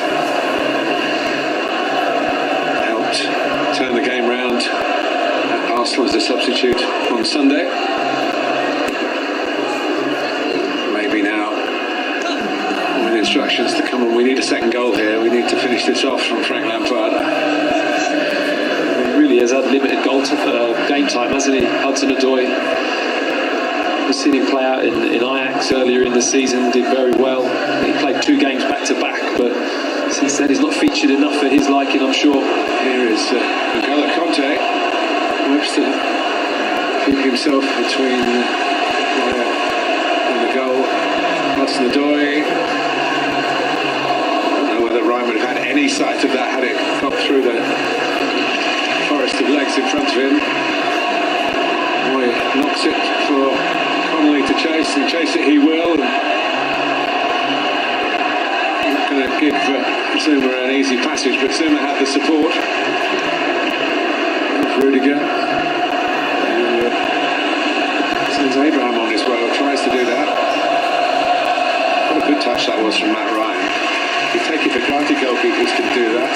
I promise you, I've been covering football for a long time. Goalkeepers of 20 years ago would have been desperately panicking in that situation on their weaker foot. He made it look easy, didn't he? He did. I've been really impressed with his distribution, picking people out with passes as well.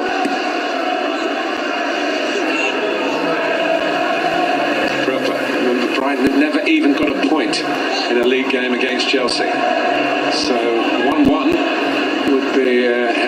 historic result. Brilliant. Referee, look at that. No handball. Offside. It's Abraham.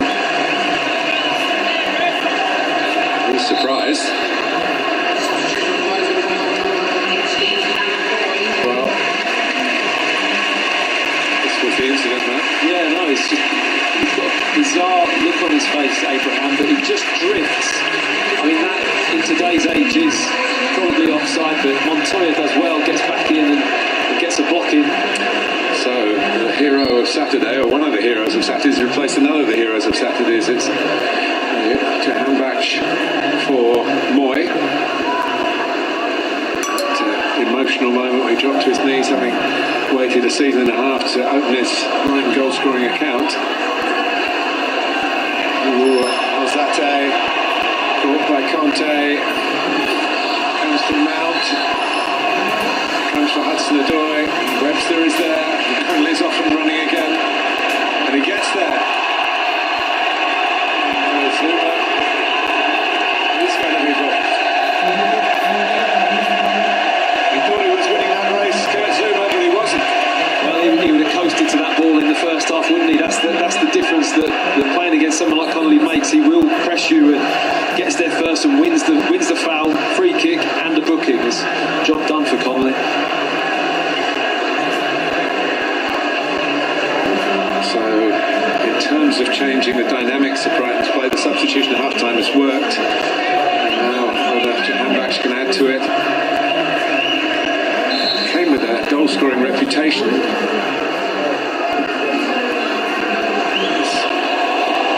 Should be. Here is Jahanbakhsh. Alzate. Block from James.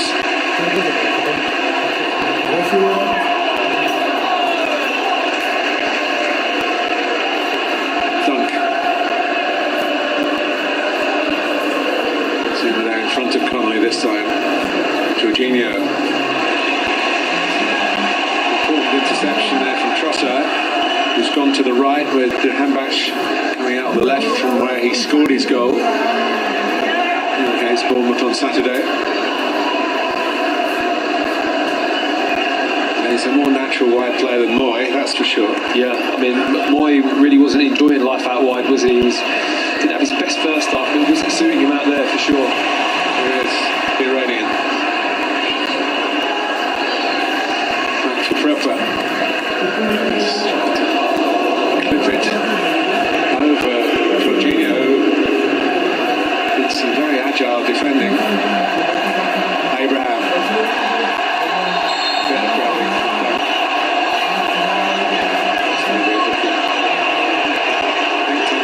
There was cover about the deliberate nature of it from Lewis Dunk. I think the biggest rule here is get there, do not let that bounce. As a centre-back, the moment it bounces, you're in trouble, because the centre-forward has the timing and the ability to get his body in, and all of a sudden you're doing exactly what Dunk did, and you're dragging back, you're trying to pull him out of the way.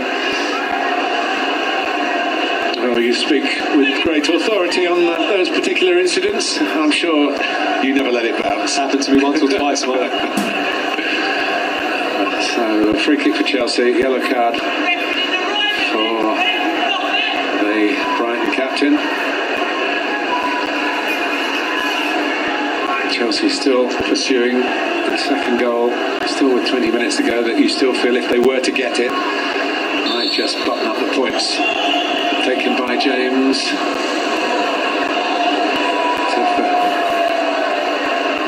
Thought that brushed the locks of Bernardo, but Frank Lampard's thought, I think a couple of times that they should have had a corner when they haven't had. It looked like a glancing touch, didn't it? Maybe it It's just was the locks. the most conspicuous haircut, isn't it? So Mason Mount gives way to Mateo Kovacic. Slightly more defensive move, but Kovacic, to be fair to him, went a season and a third without scoring for Chelsea, and then chipped in with a couple of goals in quick succession. definitely a player that's been hard done by to be out of the starting lineup. He's been excellent this season for Chelsea. Energy and mobility in the midfield, it's been superb.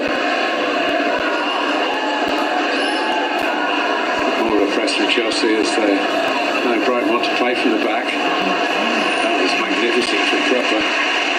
Taking under pressure. It would be some goal if they can go all the way up the other end and equalise from that inaugural play from the back and through midfield.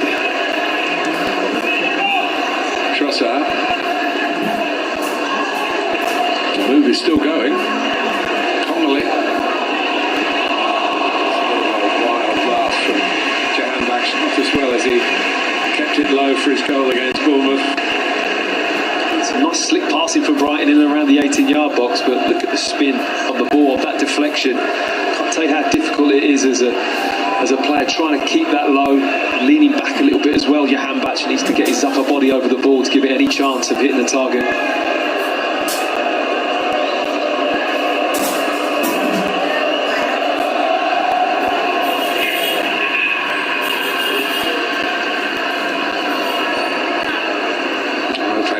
Of himself.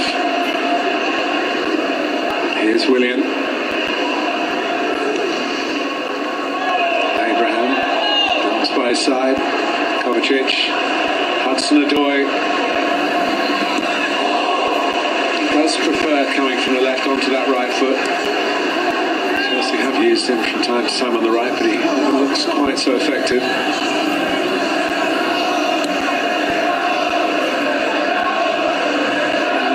Of this match still in the melting pot. It's always hard to deal with as a defender, isn't it, when you're playing with a winger who wants to come inside. That's their favoured side. It really does offer a different challenge. You almost accept defeat out wide, let him go outside, and just don't ever let him come inside. There it goes down the outside, crosses, and Tammy Abraham heads it in, and somebody else has got to deal with that. Yeah. Done my job. He's not beat me on the inside. Yeah. Here's Rudiger.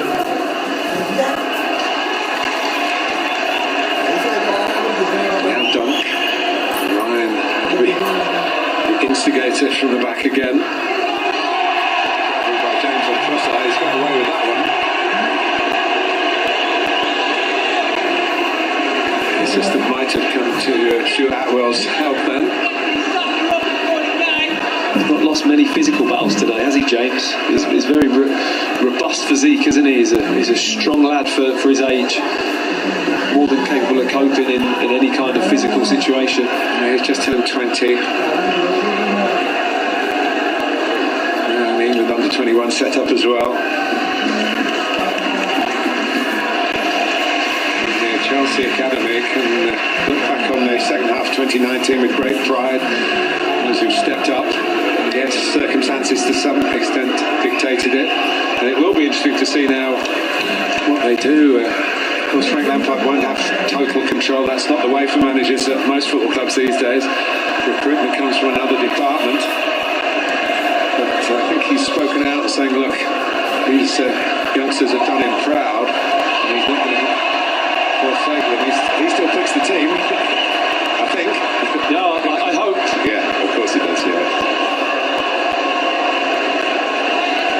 It's been a long time coming, the academy, though, hasn't it? It's good to see. So Montoya, Zuma's there.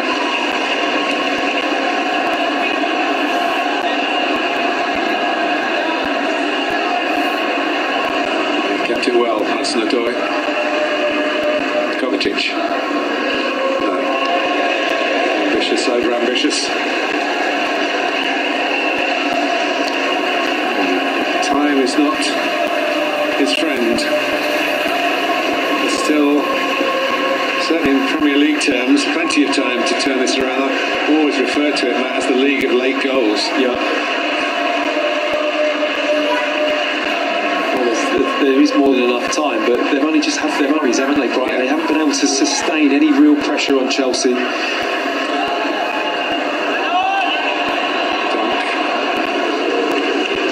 And no nonsense from Webster. Trossard.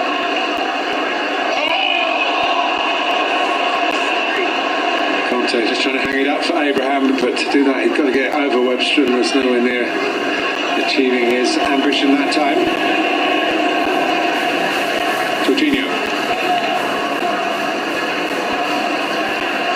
Do see some signs of fatigue coming in, not from this game particularly, but from the intensive period that most of the players have undergone. He hasn't had that many minutes, so still fresh and flying. Aaron Connolly. When you look at players like Conte and Willian, who are very impressive usually physically as well as obviously their footballing attributes. Taking some deep breaths. Yeah, this is the game where you might feel fine at the start of the game, but you probably get half an hour in and start to realise that the tank is a little bit empty, and managing these kind of games and being clever, which I have to say Chelsea have done well. They've managed the game okay and reflecting the scoreline. Here's Trossard. Connolly was there. Trossard. Can they be in here? Well, Zuma manages to get another good defensive header. A long time before the whistle went.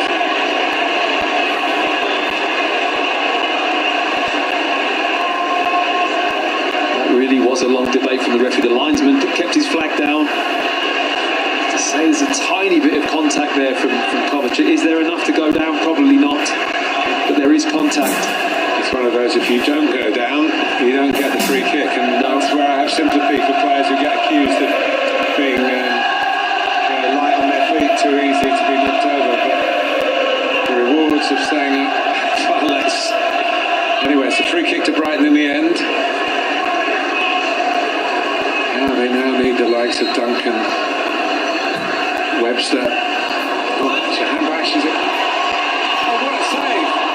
What a remarkable save from Arisa Balaga. He must have thought Connolly when he turned then. These are the moments where you have to come alive as a goalkeeper. It's been pretty redundant most of the games, but look how quickly he gets down to the right hand side. It's a brilliant save. Slow motion doesn't do it justice, to be honest. No, it really doesn't. It's the reaction time and how close it was really added to the quality of the save. Connolly certainly came alive. That's where he earns his living, or will earn it. You would suspect a good living from the game. Yep. In the tight areas. Turn and shoot.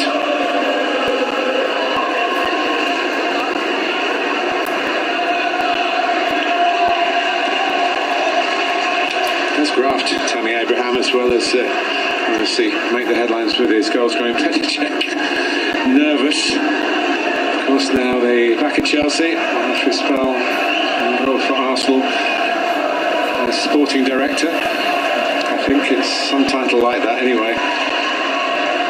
He's up in the posh seats rather than down in the dugout. I think he's a bit sporting director and performance related. Yeah.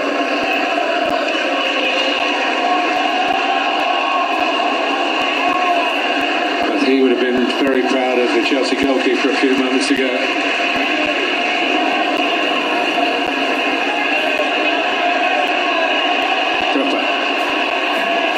Brighton still approaching the door. I think it's an exaggeration to say they're knocking on it. There's a little tap just now from Connolly. Trossard. Free kick against Kovacic. And the booking for the Croatian. Just a little bit of panic from Kovacic there. Realises he's the wrong side and blatant shove. It was a bad foul because I don't think Pope was ever likely to get the ball.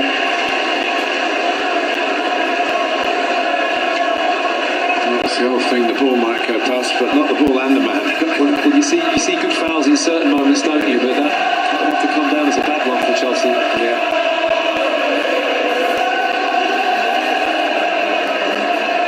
Now, Trossard eyeing up the possibilities here. Signing from Genk. Scored a couple of Premier League goals. How Brighton would love to see a third from him now. He goes for goal, which he doesn't. He does now. Oh, what's that? I know, judging by the reaction of those in the middle, it was neither one thing or the other.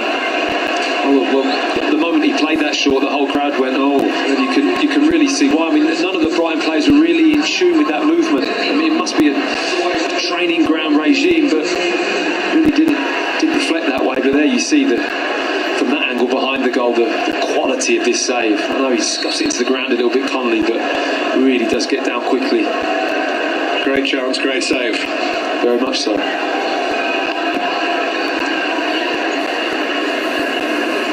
Abraham. Nicely done by Jahanbakhsh. Here's Mope. Connolly racing into the middle. Jahanbakhsh is there as well.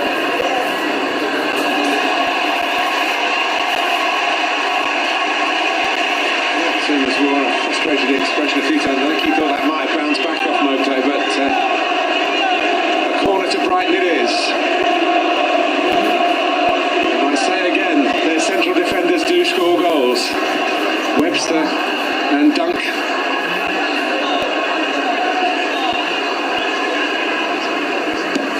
Certainly to their territory. Dunk trying to get to it.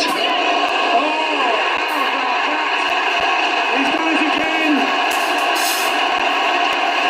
Jahanbakhsh. Well, I had to wait for one, and another one's come along straight away. However long it plays for Brighton, they'll never top that.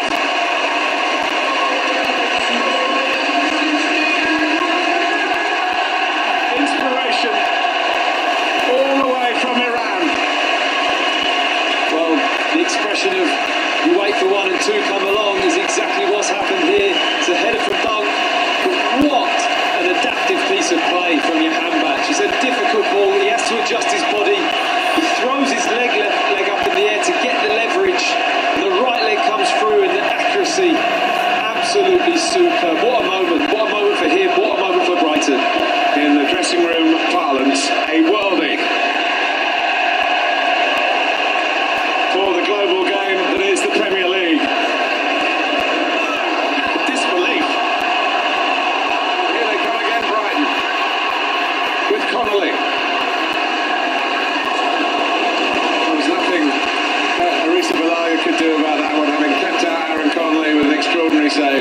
He'd been beaten by an extraordinary goal, and sometimes as a manager you've just got to say, well, what can we do? The centre-back did play a part. Lewis Dunk won the header, but still extraordinary. Keep it alive, as a centre-back. Dunk did his job. It's the one thing maybe Frank could look at and say, well, that's not good enough, but there's a lot of space around your handbags, but to adapt your body to execute a finish like that, you always had that feeling it was going to take something special, didn't you? And he certainly came up with that. And Brighton now are looking for the win. Remember, that's only the third goal in league football that Brighton have ever scored against Chelsea. Alan Young back in the 80s and Solly March in more recent times. And now, Ali Jahanbakhsh.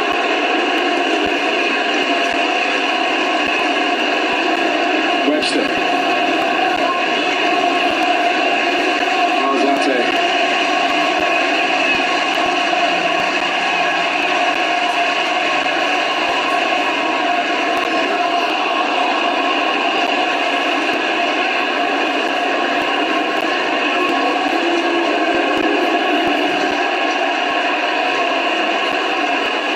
Now William.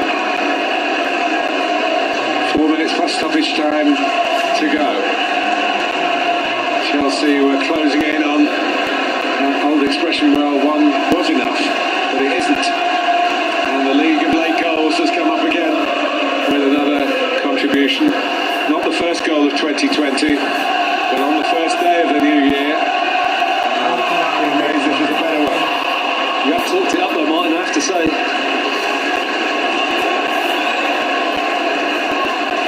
I've seen him score twice. Me too. You too, yeah. Incredible. 26 games without a goal, just to put a bit of flesh on the bones of that story. And a big money signing that really didn't justify anything last season. And, so hard to stay up. They needed a goal or two from him. Came from AZ Alkmaar in the Netherlands, where he was a prolific scorer from wide area. He was a centre forward. But he got into scoring positions. World Cup, I think 2 World Cups. Here's Abraham.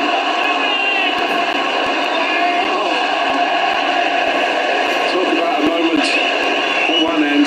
Callum Hudson-Odoi, who's not scored a Premier League goal, could have put himself on this list of surprise packages in front of goal. Well, this is where a few more matches, a little bit more game sharpness. These are the moments where Hudson-Odoi, meat and drink for him usually, aren't they? Hit the target. You can't afford not to hit the target from that range. It'll be 4 added minutes. And Webster will be happy for Brighton. He really gambled on that throw-in, allowed Tammy Abraham to run across with the ball. It was a big mistake from the centre-back. Here's Cropper.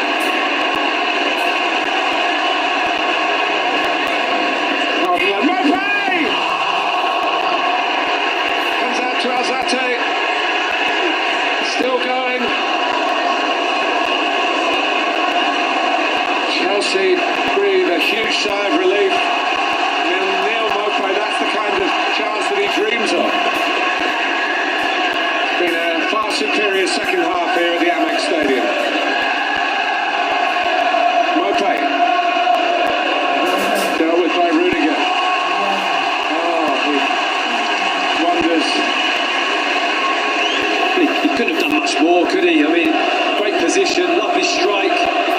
It's his body weight over the ball. Rupert has a shy. Here's Jorginho. Chelsea got a player down.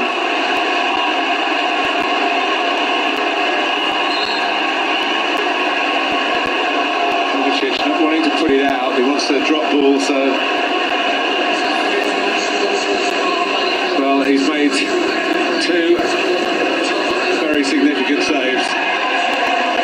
One with the left leg, like David De Gea, the man who's jousting with in Spain for the number 1 national team spot.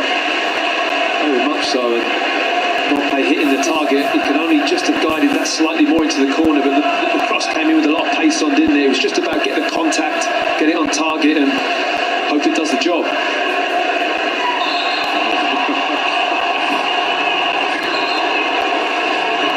For throwing the ball away, I think. And Sam Pash wants to be involved in everything. It was his cross, remember, that Mopay nearly scored from. Can't say he's not hungry for a goal. He's always hungry for a goal. If they were 5-0 down, he'd be looking for a goal. And if they were 5-0 up, he'd be devastated if he hadn't scored any of those goals. I like that, that's right. Single-mindedness.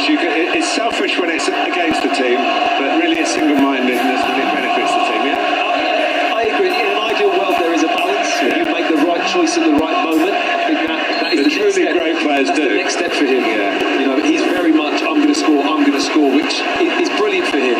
And it's worked, and it works for Brighton. But not everybody can be messy and score and create in equal measure at astonishing levels. And for the stars, you might land on the moon, Martin. Conte. Abraham.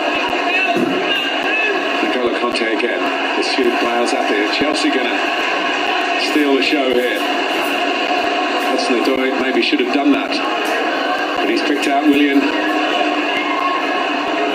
In by James. Deep. Effective. And it back across by Hudson-Odoi, but not to where anyone else was there for Chelsea to apply the vital touch. And at this stage, surely win the game.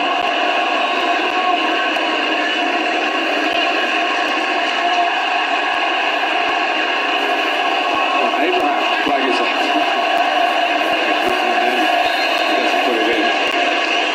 But credit Graham Potter here. We gave Frank Lampard a lot of praise on Sunday for the way he turned things around tactically at Arsenal. But Graham Potter had to take a chance or two here. Definitely, but a bold move from him to take off a central midfield player and put Connolly on. But it really has paid off. His energy and the willingness to run has had an infectious effect on Brighton in this second half.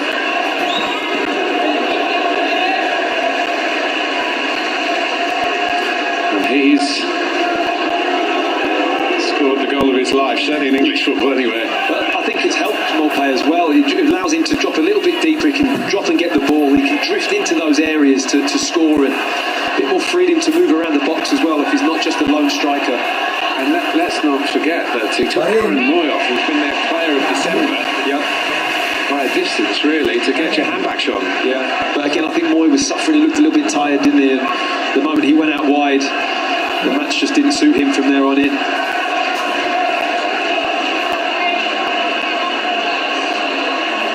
Trossard. He tried to play in advantage there. I think it was clever. David Propper, he felt it coming. Clever technician, David Popper. He just nicks. He knows exactly what he wants there. Just to flick that around the corner into the forward. Kovacic just booked, of course. But,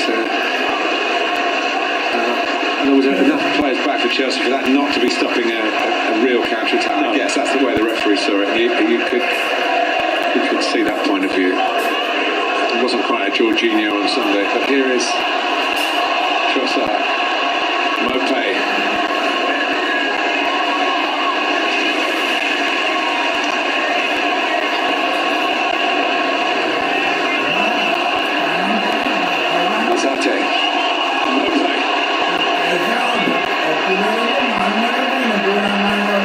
For a give and go with Trossard, goes down, big ball, free kick.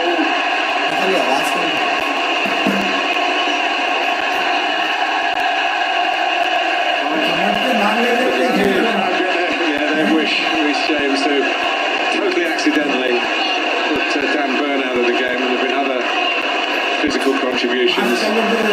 But of course, the double whammy, from Brighton's point of view in the right way, would be for them to win the game with a free kick. Yeah. Frank Lampard is edgy, and understandably so. We're into time added time. See Dunk hit these. He's running up behind the ball, Lewis Dunk. He's got that nice ability to almost topspin the ball. A bit Frank Lampard-ish, to be honest. For a centre-back, he's got a nice ball strike. Maupay maybe wanting it to be touched to him. He can't touch it with this kind of approach. He goes for goal, and the technique works, but only into getting the ball on target. And the first ever point for Brighton and Hove Albion at the expense of Chelsea. A bit of history here, Matt. Yeah, it's a brilliant day for Brighton. I think they've so thoroughly deserved the point, if I'm honest, especially in the second half.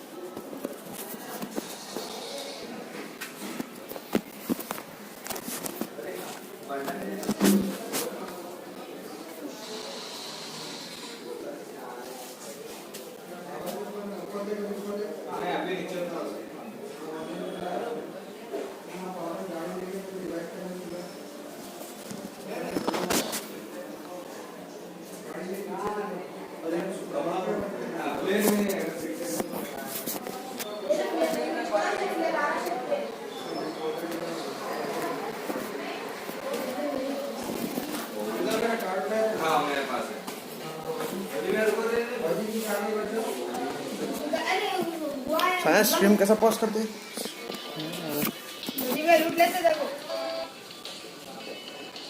एक minute drop लेना है नहीं एक दो से पूछते